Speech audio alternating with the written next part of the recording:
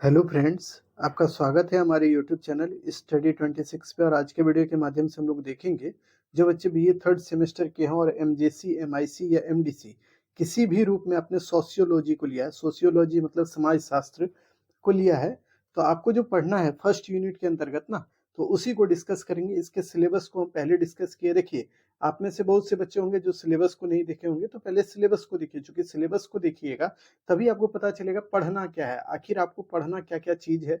उन चीजों के बारे में जब तक नहीं जानिएगा तो एकाएक आप पढ़ने लगिएगा तो हो सकता है आपको दिक्कत होगा। तो पहले उन चीजों को जानिए कि आपको सिलेबस में क्या पढ़ना है, ठीक है। तो उसके अकॉर्डिंग आप अपनी तैयारी को कीजिए, ठीक है।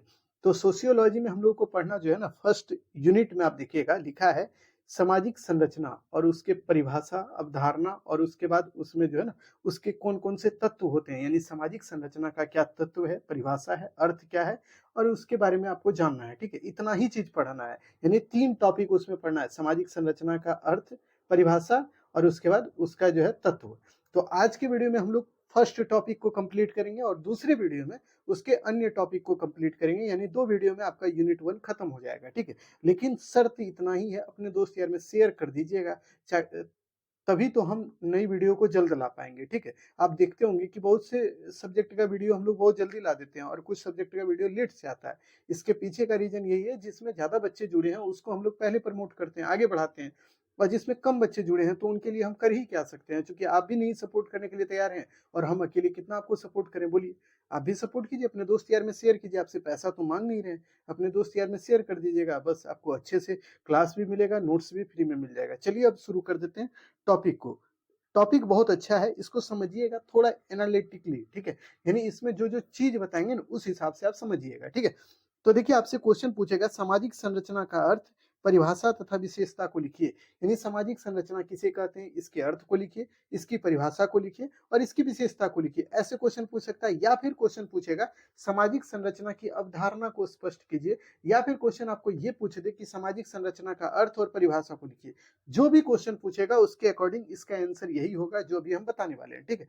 तो देखिए, सामाजिक संरचना जो वर्ड है ना, यानी सामाजिक संरचना को इंग्लिश में बोलते हैं सोशल स्ट्रक्चर। इस वर्ड का यूज सबसे पहली बार कौन किया था, यानी सामाजिक संरचना शब्द को पहली बार कौन यूज किया, तो इसका प्रयोग 1885 ईस्वी में 1885 ईस्वी में हर्बर्ट स्पेंसर के द्वारा किया गया था, ठीक है। तो याद रखिएगा, सामाजिक संरचना वर्ड को सबसे पहली बार कौन यूज किया इस वर्ड को, तो हर्बर्ट स्पेंसर किया था। और इनकी एक पुस्तक थी जिसका नाम था प्रिंसिपल ऑफ सोशियोलॉजी, यानी प्रिंसिपल ऑफ सोशियोलॉजी। इसी पुस्तक को जानते हैं समाजशास्त्र का सिद्धांत भी बोला जाता है, ठीक है। तो आपसे पूछ लेगा कि प्रिंसिपल ऑफ सोशियोलॉजी बुक के लेखक कौन है, तो हर्बर्ट स्पेंसर हैं। आपसे पूछेगा सामाजिक संरचना वर्ड को सबसे पहली बार कब मतलब प्रयोग किया गया इस वर्ड का, तो 1885 में। और उसके बाद आपसे पूछेगा इस शब्द को कौन दिया था, तो बोलिएगा हर्बर्ट स्पेंसर दिया था, ठीक है। विश्व की प्रत्येक भौतिक वस्तु की संरचना होती है जो कई इकाइयों या तत्वों से मिलकर बनी होती है। ठीक उसी प्रकार हमारे समाज की भी अपनी संरचना होती है। समाज की इस संरचना में प्रत्येक इकाई एक दूसरे से अर्थपूर्ण रूप से जुड़ी हुई होती है। जैसे कि अब देखिए, हम यहाँ पे समझाएंगे विश्व की बहुत सी चीजें, जितना भी आप देखिए भवन है, बिल्डिंग जो देखते हैं ना, बिल्डिंग है, या फिर आप अपनी ही शरीर को देखिए, तो हमारा शरीर कैसे बना है, जिसमें हाथ है, पैर है, नाक है, मुंह है, कान है, ये सब चीजें हैं, माथा है, ये सब चीज आप देख रहे हैं ना, अलग अलग चीज है जिसको जोड़कर एगो शरीर बना दिया गया। तो इसी को बोलते हैं शारीरिक संरचना, ठीक है। आपका जो बॉडी है या हमारा जो बॉडी है, इसको बोलते हैं शारीरिक संरचना।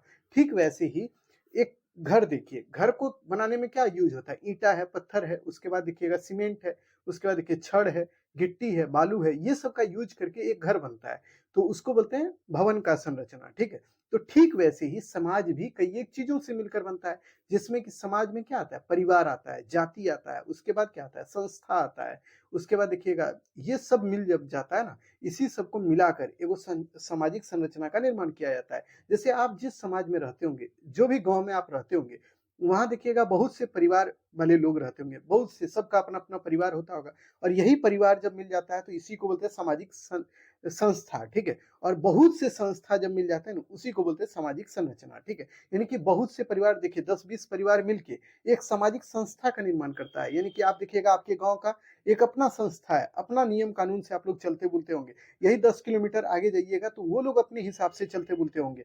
तो सबका अपना-अपना नियम कानून है। तो ये जो संस्था है ना, यही बहुत से संस्था जब मिल जाते हैं ना, तो उससे सामाजिक संरचना का निर्माण होता है। ये बात ध्यान में रखिएगा आप। अब देखिए, जिन इकाइयों से सामाजिक संरचना का निर्माण होता है ना, वे सब आपस में जुड़ा हुआ होता है। यानी एक-दूसरे से इंटरलिंक एकदम एक कड़ी के रूप में, जैसे एक चेन को देखिए, चेन में एक कड़ी दूसरे कड़ी से जुड़ा रहता है, तभी तो चेन का निर्माण होता है।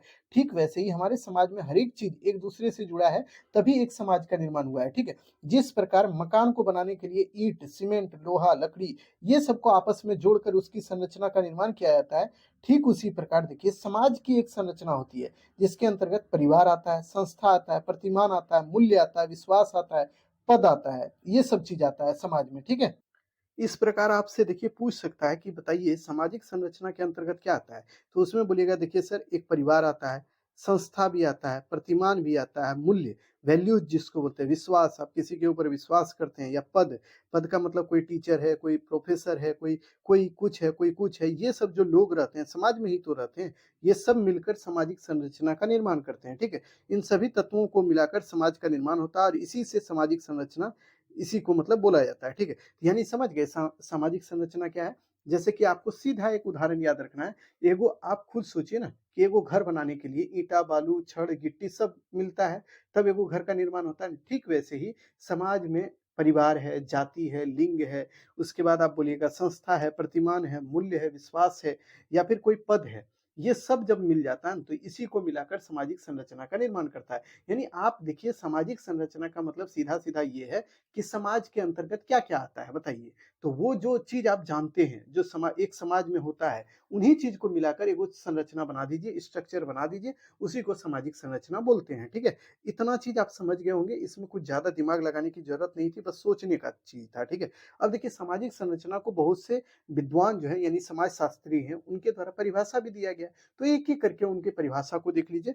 पहला है रेडक्लिफ ब्राउन के अनुसार, यानी ब्राउन बोलते हैं ना कि सामाजिक संरचना के अंग या भाग भाग जो होते हैं ना वो मनुष्य ही होता है। यानी ये रेडक्लिफ ब्राउन बोलता है ना कि सामाजिक संरचना का भाग जो होता है वो मनुष्य होता है। स्वयं संरचना यानी स्वयं ये जो संरचना होता है ये सामाजिक संरचना जो है द्वारा परिभाषित होता है। नियमित संबंधों में लगे हुए व्यक्तियों का एक क्रमबद्धता होता है। यानी सामाजिक संरचना में ना ये बोलते हैं रेडक्लिफ ब्राउन कि इसका मेन जो पार्ट होता है वो जो है कौन होता है? मनुष्य होता है। और मनुष्य जो अपने काम को करता है, ये एक-दूसरे से जुड़कर जो रहता है या फिर क्रमबद्ध रूप से कोई वर्क करता है ना, तो उसी को बोलते हैं क्या? सामाजिक संरचना बोलते हैं, ठीक है? तो इसको ध्यान में रखिएगा। अब देखिए कोजर और रोजनबर्ग के अनुसार, ये 2 विद्वान हैं, इनके द्वारा देख लीजिए कोजर और रोजनबर्ग। ये बोलते हैं सामाजिक संरचना का तात्पर्य सामाजिक इकाइयों के तुलनात्मक स्थिर प्रतिमानित संबंधों से है। यानी कि इसमें बोलते हैं ना क्रोजर और रोजनबर्ग कहते हैं कि सामाजिक संरचना में जो है ना समाज के सभी जो इकाई है एक दूसरे से मिलकर रहता है, जुड़कर रहता है और संतुलन बनाए हुए रहता है, तो उसी को सामाजिक संरचना बोलते हैं, ठीक है? तो इनका भी स्टेटमेंट ध्यान में रखिए।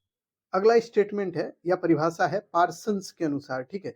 तो ये बोलते हैं ना सामाजिक संरचना पारस्परिक यानी परस्पर संबंधित संस्थानों, एजेंसियों, सामाजिक प्रतिमानों तथा साथ ही साथ समूह के प्रत्येक सदस्य द्वारा ग्रहण किए गए पदों, कार्यों की विशिष्ट क्रमबद्धता को कहते हैं। यानी कि पार्सन्स कहते हैं ना कि भाई देखिए सामाजिक संरचना वो है जिसके अंतर्गत जो भी एजेंसी है, संस्था है, सामाजिक प्रतिमान है, यानी कि जो एक समाज का एक स्पेशल रूप है, वो सब चीज़ इसमें सम्मिलित होता है, इसमें पद वगैरह सब कुछ आ जाता है और इसी को मिला जब देते हैं तो यही सामाजिक संरचना का निर्माण करता है। यानी जो चीज़ पहले बताए थे ना, वही पार्सन्स बोलते हैं, जो आपको पहले अर्थ बताए थे ना सामाजिक संरचना का, तो वही चीज़ को ये भी बोले हैं, ठीक है? तो कुल मिलाकर आप देखिए परिभाषा भी पढ़ते हैं या फिर इसके अर्थ को समझते हैं, तो वहाँ से यही चीज़ क्लियर होता है कि सामाजिक संरचना वो संरचना है ना जिसके अंतर्गत समाज में रहने वाले हर एक चीज़, जैसे समाज का परिवार हो, कोई परिवार होने के साथ-साथ देखिए फिर परिवार है, संस्था है, प्रतिमान है, सामाजिक विश्वास है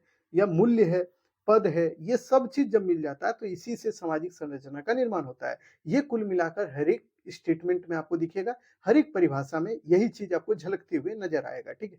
तो ये तीनों परिभाषा को याद रखिएगा, जब भी आप आंसर लिखिए तो तीनों परिभाषाओं को लिखिए और फिर आप वहाँ पे स्टार्ट जब कीजिएगा तो वहाँ ध्यान में रखिएगा कि हर्बर्ट स्पेंसर का नाम ज़रूर लिखिएगा कि देखिए सामाजिक संरचना जो वर्ड है इसको सबसे पहली बार इंट्रोड्यूस यानी कि लोगों के सामने रखने का काम जो किए थे हर्बर्ट स्पेंसर किए थे और कौन बुक में? द प्रिंसिपल ऑफ सोशियोलॉजी में, ठीक है? तो ये बात ध्यान में रखिएगा और कब? तो 1885 में। अभी तक का जितना भी इसका कंक्लूजन था वो हम बता दिए। अब आ जाइए अगला टॉपिक इसी के अंतर्गत जो आपको पढ़ना था या पढ़ना है वो है सामाजिक जो संरचना है उसकी क्या विशेषता है? आपसे इसी में लिखना है। जब आपसे पूछेगा ना सामाजिक संरचना की अवधारणा को लिखिए, तो ये सब चीज़ लिखा जाएगा यानी कोई चीज़ छोड़ना नहीं है। आपसे पूछेगा सामाजिक संरचना का अर्थ, परिभाषा और विशेषता लिखिए, तब भी यही लिखिएगा। या आपसे पूछ दे सामाजिक संरचना का अर्थ और परिभाषा को लिखिए, तब भी यही लिखिएगा यानी विशेषता आप लिख सकते हैं। कोई भी क्वेश्चन है तो कोई भी चीज़ का विशेषता को आप वहाँ पे डाल सकते हैं, वो गलत नहीं होता है कभी, ठीक है? तो देखिए सामाजिक संरचना प्रायः प्रत्येक समाज की अलग-अलग होती है, ठीक है? इसका कारण यह होता है कि प्रत्येक समाज का निर्माण जो है करने वाली इकाइयाँ अथवा उसके संरचनात्मक अंग अलग-अलग होते हैं।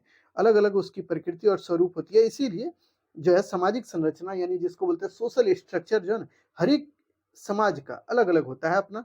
इसका रीज़न हम बता दिए कि भाई देखिए हर एक समाज का काम अलग-अलग होता है, हर एक समाज का निर्माण अलग-अलग ढंग से होता है, तो इसीलिए सामाजिक संरचना का जो है मतलब निर्माण जो हुआ है या फ़ॉर्मेशन जो होता है, वो सभी समाज में अलग-अलग होता है, अलग-अलग तरीके से होता है, ये ध्यान में रखिएगा। उसके बाद देखिए सामाजिक संरचना की निम्नलिखित विशेषता है, यानी इसके कौन-कौन से स्पेशल फीचर्स हैं उसको आप देख लीजिए, ठीक है? तो पहला है बाह्य स्वरूप का ज्ञान कराना, यानी सामाजिक संरचना जो है ना, किसी भी समाज के बाह्य यानी कि आउटर जो उसका स्वरूप है या नेचर है उसके बारे में आपको जानकारी देता है। जैसे सामाजिक संरचना का निर्माण विभिन्न इकाइयों एवं समितियों के क्रमबद्ध व्यवस्था से होता है। समाज का निर्माण करने वाले विभिन्न इकाइयां भी क्रमबद्ध रूप से जुड़ने पर बाह्य ढांचे का निर्माण करती है जिसे सामाजिक संरचना कहते हैं। यानी ये बोल रहा है कि आप देखिए सामाजिक संरचना का मतलब ही होता है जिसको देखकर आप कोई भी समाज के बाहरी चीज को भी बता दीजिए यानी उसके बाहरी स्वरूप को बता देते हैं,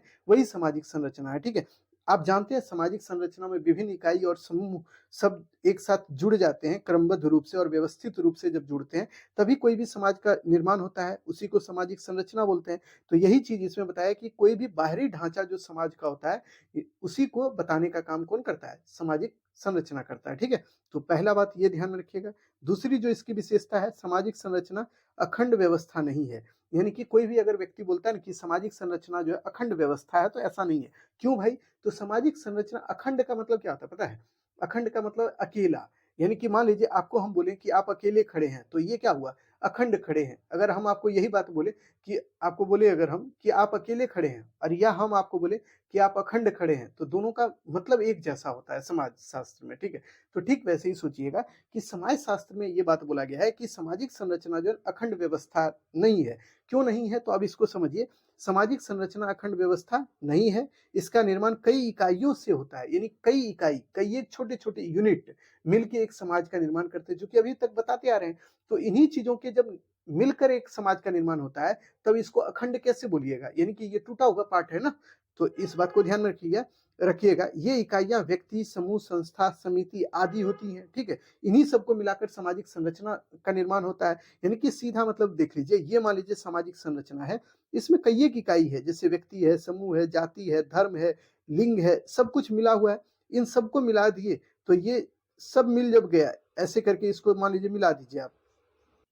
तब क्या हुआ? सामाजिक संरचना का निर्माण हुआ। तो इसीलिए बोलता है कि देखिए सामाजिक संरचना अगर अखंड रहता यानी अखंड रहता तो उसमें एक ही चीज़ होता जिससे वो पूरा संरचना का निर्माण हो जाता है। बट इसमें बहुत सी चीज़ मिला हुआ है इसीलिए ये अखंड नहीं है, ठीक है? इसको ध्यान में रखिएगा।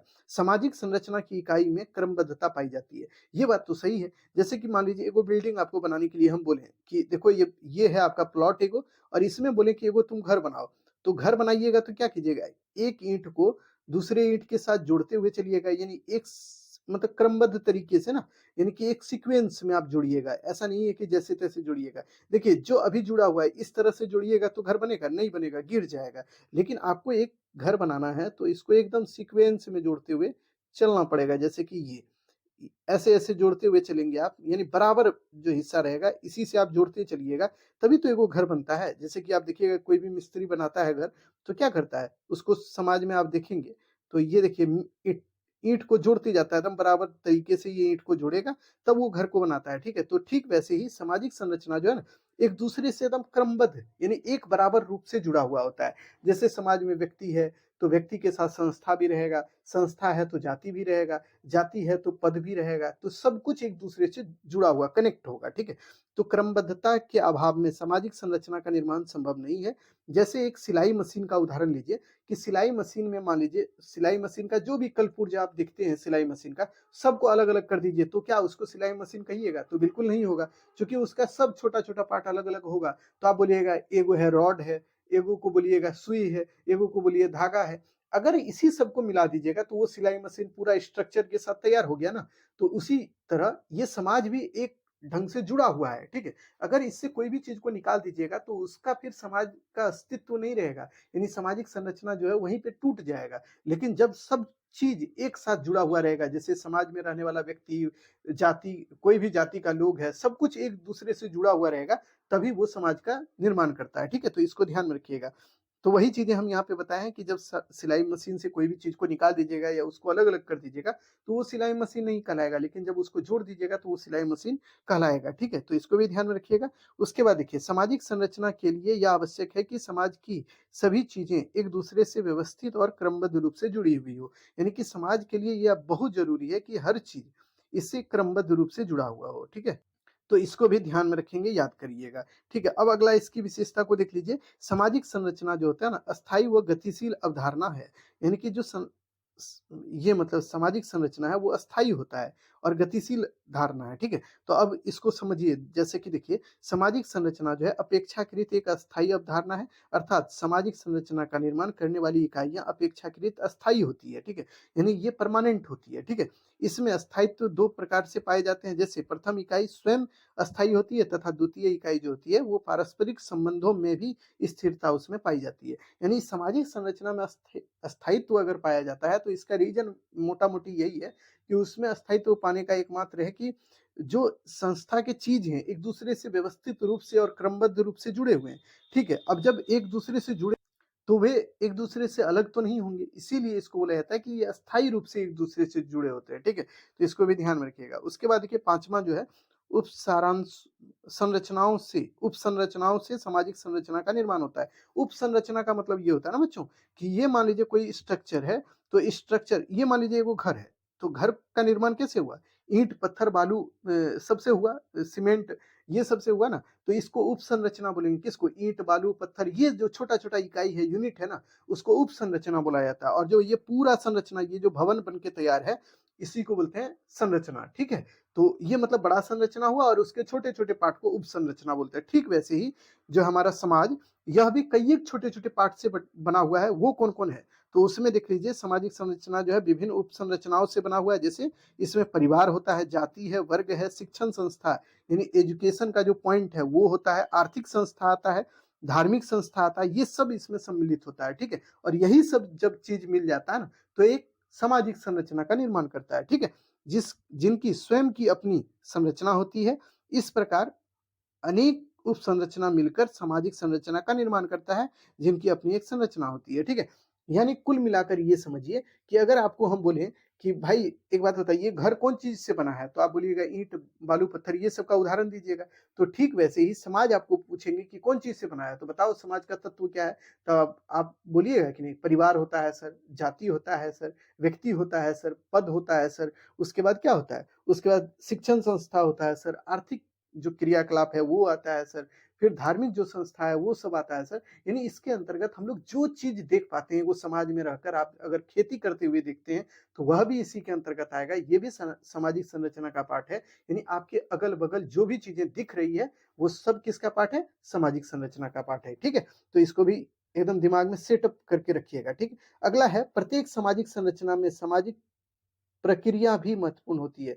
यानी कि जो प्रोसेस है, सामाजिक प्रोसेस, सोशल प्रोसेस, वह भी सामाजिक संरचना में बहुत इंपॉर्टेंट रोल अदा करता है, जिससे सोशल स्ट्रक्चर में सोशल प्रोसेस का भी बहुत इंपॉर्टेंट रोल होता है। तो अब उसको समझिएगा। सामाजिक संरचना के निर्माण में सहयोगी एवं असहयोगी क्रियाओं जैसे सहयोग, अनुकूलन, व्यवस्थापन, एकीकरण, प्रतिस्पर्धा, सही मतलब सहयोग तो बता ही दिए, आदि की भूमिका होती है। ये सामाजिक क्रियाएँ या प्रक्रियाएँ सामाजिक संरचना का स्वरूप निर्धारित करती है। यानी इसमें कहा जाता है ना कि कोई भी सामाजिक संरचना है, तो उसमें बहुत ज़रूरी है कि एक दूसरे का सहयोग हो। जैसे आप और हम एक समाज में रह रहे हैं, हम दोनों एक दूसरे को सहयोग नहीं करेंगे तो हमारे बुरे वक़्त में कोई और मज़ा ले लेगा, है कि नहीं? तो इसीलिए बहुत ज़रूरी है कि जब हमारा बुरा वक़्त हो तो आप हमारा सहयोग कीजिए और जब आपका बुरा वक़्त हो तो हम आपके साथ सहयोग के रूप में खड़े हों, सहयोगी के रूप में। तो ठीक है, वही चीज़ है कि सामाजिक संरचना में हर एक चीज़ एक-दूसरे के साथ लिंक अप हो और एक-दूसरे का सहयोग करे, यही इसका इम्पोर्टेंस है, ठीक है? तो इसको ध्यान रखिएगा। अब चलिए इसका निष्कर्ष देखिए, यानी ये जो क्वेश्चन है सामाजिक संरचना, ये जो इसकी अवधारणा, अर्थ, परिभाषा, ये सब कुछ अब कंप्लीट हो गया। अब इसका निष्कर्ष लिखिएगा। तो इस प्रकार हम कह सकते हैं कि सामाजिक संरचना का निर्माण विभिन्न इकाइयों या तत्वों के मिलने से होता है। उसके बाद देखिए, जो परस्पर व्यवस्थित रूप से संबंधित होता है। अतः जिस प्रकार से किसी शरीर या भौतिक वस्तु की संरचना होती है, ठीक उसी प्रकार से समाज की भी संरचना होती है, जिसे हम सामाजिक संरचना कहते हैं। इस प्रकार देखिएगा बच्चों, ये टॉपिक आपका कंप्लीट हो गया, ठीक है?